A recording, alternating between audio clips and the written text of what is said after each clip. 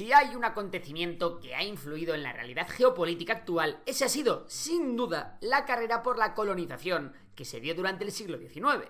Desde ese momento, los imperios occidentales aumentaron enormemente su ventaja respecto al resto de países del mundo, y muchos de estos, en Asia o África, quedaron totalmente subordinados. Sin embargo, algunos resistieron. Y es de esto de lo que vamos a hablar en el vídeo de hoy en Memorias de Pez. ¿Qué países nunca fueron colonizados por los grandes imperios? ¿Cómo y por qué resistieron? ¿Y qué ha supuesto para ellos eso a día de hoy?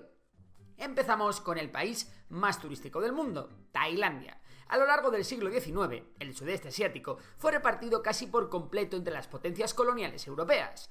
Francia se hizo con Indochina, ya sabéis, Vietnam, Laos y Camboya, mientras que Reino Unido dominaba Birmania y Malasia. En medio de este lío quedó la antiquísima Siam, ahora Tailandia, un reino centralizado con una rica cultura bastante grande y repleto de recursos. Un país que bien podría haber caído en las manos británicas o francesas, pero ¿cómo evitaron los siameses perder su soberanía? Bueno, pues por un lado la ubicación de Siam jugó a su favor. El país estaba situado justo entre los dominios británicos al oeste y sur y los dominios franceses al este. Para Londres y París mantener a Siam como un estado tapón neutral les resultaba preferible antes que permitir que su rival ganara aún más territorio.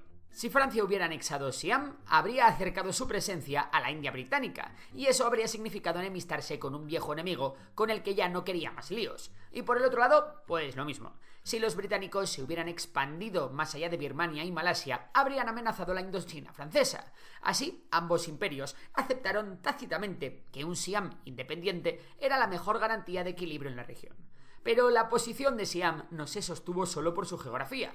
Los reyes de Siam, especialmente Mongkut, Rama IV, y Chulalongkorn, Rama V, comprendieron perfectamente la magnitud del peligro colonial y la desventaja en la que estaban. Así supieron adaptarse a las circunstancias. Firmaron tratados desiguales con británicos y franceses, que les daban ventajas comerciales y algunos privilegios jurídicos sobre ciudadanos europeos en territorio siamés, a cambio de que se respetara la soberanía del reino. También cedieron algunos territorios, que en vez de plantarse como una amenaza, decidieron darle un trocito de su bocadillo a los colonizadores. ¿Y qué territorios cedieron? Pues mira, durante siglos Laos formaba parte de Siam, como estado vasallo hasta su cesión a Francia en 1893. No hace falta decir que de cesión esto no tuvo nada, ¿no?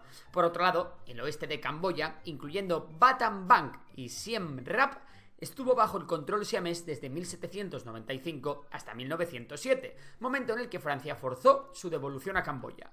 Por otra parte, en el norte de Malasia, varios sultanatos eran tributarios de Siam, pero fueron cedidos al Reino Unido en el 1909. Así, estos territorios pasaron de la influencia siamesa al dominio colonial europeo entre finales del XIX y principios del XX. Finalmente, cabe señalar que bajo el reinado de Rama V, Siam emprendió una serie de reformas internas para modernizar su administración, su ejército y su infraestructura. Se abolió la esclavitud gradualmente, se reorganizó el sistema educativo, se construyeron ferrocarriles y se fortaleció la burocracia estatal siguiendo modelos occidentales. Estos cambios transmitieron la imagen de un Estado organizado y civilizado capaz de gobernarse a sí mismo, según los estándares de la época y, por tanto, menos susceptible a la justificación colonial de civilizar pueblos atrasados. Vamos ahora con el siguiente país, el país más importante de los rastafaris, y no hablamos de Jamaica, sino de Etiopía. En el contexto del reparto de la tarta de África, a finales del siglo XIX, cuando casi todo el continente quedó bajo dominio europeo, Etiopía se convirtió en una excepción junto con Liberia. Fue el único estado africano que resistió la colonización europea y mantuvo su soberanía gracias a varios factores. El primer factor clave fue la cohesión política de Etiopía frente a otros reinos o imperios africanos, fruto de varias cosas. La primera, la herencia imperial del reino de Aksum. Etiopía no era una nación, sino una civilización con más de un milenio de historia y contacto con las potencias colonizadoras. Allí pervivió durante mucho tiempo una dinastía salomónica que facilitó la reunificación y la conversión en un estado centralizado. La segunda es una identidad religiosa compartida. Etiopía practicaba, y practica, un cristianismo primigenio que hizo que calase de fondo la idea de un imperio cristiano unitario. El segundo factor clave que permitió la cohesión política de Etiopía fue la visión militar y política del emperador Menelik II. En un momento en el que muchas sociedades africanas estaban divididas o debilitadas, Menelik entendió pronto la amenaza europea y trabajó para modernizar su ejército, comprando armas modernas como rifles, cañones o municiones a Francia y Rusia. Esta preparación contrastaba con lo que ocurría en la mayoría de los demás reinos africanos, y esta preparación demostró ser clave en la batalla de Adwa en 1896. Allí, Italia, que se había establecido en Eritrea, intentó ocupar Etiopía basándose en un tratado, el Tratado de Guchale, que, firmado en 1889, establecía la amistad entre Italia y Etiopía, pero la versión italiana añadía que Etiopía aceptaba ser un protectorado. Un timo, vamos. Menelik rechazó esa interpretación, movilizó a decenas de miles de soldados y derrotó de manera aplastante a las tropas italianas en Adwa. Fue una victoria no solo militar, sino también simbólica. Demostró que un ejército africano podía derrotar a una potencia europea. Esa derrota forzó a Italia a firmar el Tratado de Paz de Addis Abeba, en el que reconocía la independencia plena de Etiopía. Y por supuesto, la geografía etíope también jugó a su favor. Su territorio montañoso y difícil de atravesar convirtió las campañas militares extranjeras en empresas muy costosas y complejas. Esa ventaja natural contribuyó a que los ejércitos invasores tuvieran dificultades logísticas para mantener sus líneas de abastecimiento. Finalmente, la situación internacional también benefició a los etíopes. Las potencias europeas estaban demasiado ocupadas compitiendo entre sí por otras colonias y no querían enfrentarse entre ellas por Etiopía. Francia y Rusia incluso apoyaron de manera discreta a Menelik para debilitar la posición italiana en el Cuerno de África. Cabe señalar que Etiopía no salió completamente ilesa. Italia logró quedarse con Eritrea al norte y más tarde, en 1936, Mussolini invadió el país y lo ocupó durante 5 años. Pero esa ocupación fue breve, rechazada por los etíopes y no llegó a constituir una colonización prolongada ni a borrar la soberanía nacional etíope. Por cierto, tras la Segunda Guerra Mundial, Etiopía fue uno de los primeros países africanos en sentarse en las Naciones Unidas como Estado independiente.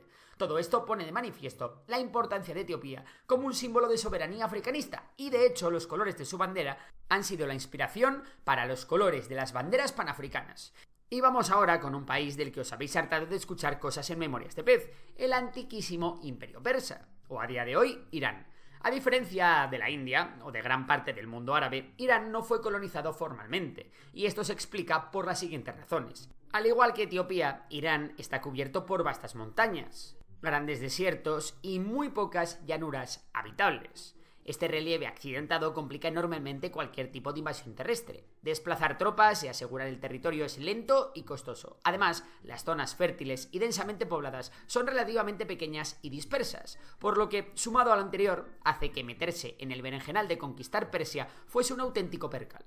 Por supuesto, la posición de Irán en el mapa también fue clave. Situado entre la India británica al sureste, el Cáucaso ruso al norte y el Imperio otomano al oeste, Irán era un corredor estratégico entre Asia Central, Oriente Medio y el Océano Índico. Al igual que sucedía con Tailandia, para el Reino Unido Irán era un amortiguador vital que protegía las fronteras occidentales de la India frente a la expansión rusa. Para Rusia, el país era una pieza más en su avance hacia el sur y una posible salida a aguas cálidas. Así, las dos grandes potencias no dejaban de inmiscuirse en asuntos internos persas, pero su rivalidad, la llamada Gran Jugada, hizo que ninguna quisiese permitir que la otra se quedara con el control total del país. En la práctica, Irán servía de estado tapón, al igual que Siam en el sudeste asiático. Por otra parte, el imperio persa era enormemente rico y utilizó una política de sobornos. Desde el siglo XIX, Irán empezó a conceder concesiones comerciales, mineras y petroleras a compañías británicas y rusas. La corrupción y debilidad del Estado persa facilitaron estas concesiones, pero permitieron que la independencia formal se mantuviera. Además, el país carecía de un sistema administrativo eficiente y moderno, lo que habría hecho muy costosa una colonización directa para cualquier potencia. También influyó la resistencia popular y el orgullo nacional persa. Las reformas modernizadoras, aunque incompletas, y los movimientos sociales, como la Revolución Constitucional de 1906, mostraron que la población no aceptaría sin más la pérdida de soberanía. Cada vez que una potencia intentaba ampliar su control más allá de la influencia económica y política, se encontraba con el descontento y las rebeliones locales difíciles de manejar. Irán, sin embargo, pagó un precio muy alto por esa independencia formal. Durante el siglo XIX y principios del XX, el país fue prácticamente dividido en zonas de influencia. El norte bajo predominio ruso y el sur bajo influencia británica. En 1907, Rusia y Reino Unido firmaron un acuerdo para repartirse su influencia en Persia sin invadirla. Eso significaba que, aunque el país seguía siendo formalmente independiente y con bandera propia, no tenía control pleno sobre su política exterior ni sobre buena parte de su economía. Por si fuera poco, toda la corrupción y la inestabilidad originadas de esta situación más tarde fueron el caldo de cultivo para la revolución islámica que llevó a la transformación de Irán en la dictadura teocrática que es a día de hoy. Y no nos vamos a ir sin hacer una breve mención a dos pequeños lugares. Nepal logró mantener su independencia frente al Imperio Británico gracias a su difícil geografía himaláyica y a la resistencia demostrada en la guerra anglo-nepalesa de 1814. Aunque fue derrotado militarmente, el Tratado de Sugauli le permitió conservar la soberanía interna a cambio de ceder territorios y aceptar una misión británica en Katmandú. Desde entonces Nepal actuó como un estado tapón entre la India británica y el Tíbet. Bután, más pequeño y aislado, fue derrotado en la guerra anglo-butanesa de 1864 y firmó el Tratado de Sinchula, por el cual cedió parte de su territorio a cambio de un subsidio británico y quedó bajo tutela externa en política exterior. Más tarde, tras la independencia de India, pasó a ser protectorado indio, con autonomía interna plena y tutela india en defensa y relaciones exteriores. Ya veis que las razones de esta resistencia ante el colonialismo en todos los casos se pueden resumir en la combinación de un liderazgo audaz, sabiendo cuándo ceder y cuándo no, con la presencia de una geografía conveniente. Eso sí, no todos estos países tuvieron la misma suerte. Tailandia salió beneficiada en comparación con sus vecinos, pues evitó la explotación directa y pudo mantener su monarquía. Etiopía preservó su independencia y orgullo nacional, inspirando al panafricanismo, pero mantuvo estructuras feudales que frenaron su desarrollo. Irán apenas ganó con su independencia formal, quedando semicolonizado económica y políticamente por británicos y rusos. Pero no hemos hablado de alguien que, indudablemente, ganó muchísimo por no ser colonizado. Un país que conservó su soberanía, modernizó su economía e instituciones con la restauración Meiji y se convirtió en potencia regional. ¿De quién creéis que hablamos? Pues evidentemente de Japón. Y si queréis saber las razones de por qué Japón no fue colonizado, puedes ver el siguiente vídeo de Memorias de Pez. Os aseguro que son bastante distintas a las del resto de países de este vídeo. Os dejo el link al vídeo en la descripción y con esto acabamos por hoy. Si te ha gustado el vídeo, seguro que te encantará el curso que he hecho con Fonseca del canal Solo Fonseca. Te dejo el link en la descripción y te ayudará muchísimo a entender el mundo en el que vives. Por lo demás, un saludo y hasta la próxima. Y hasta la próxima. Y hasta la próxima.